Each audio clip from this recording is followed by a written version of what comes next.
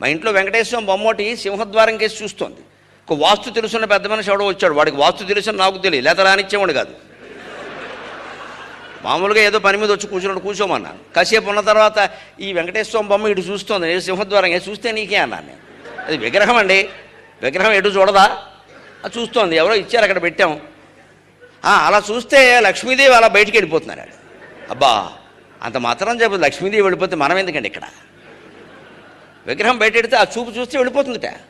నేను వెంటనే అన్నాను, నేను బాగానే ఉన్నానండి, 2 ఇళ్ళు కట్టుకున్నాను, సుఖంగా ఉన్నాను, నాకు 2 పిల్లలు, 2కి చెరో ఇల్లు ఇచ్చేస్తాను, నేను సుఖంగా బాగానే ఉన్నానండి, ఎదురింటి వాళ్ళు చాలా ఇబ్బంది పడుతున్నారు, నేను వెళ్ళిపోవాలని పెట్టానన్నాను. ఈ మాట మనలో చాలామందికి నచ్చదు. అదేమిటండి లక్ష్మీదేవి వెళ్ళిపోవాలమ్మా, మనకు అవసరం లేదు, వెళ్ళిపోమని చెబుతున్నాం ఏమిటట, మనకు అవసరం లేదు.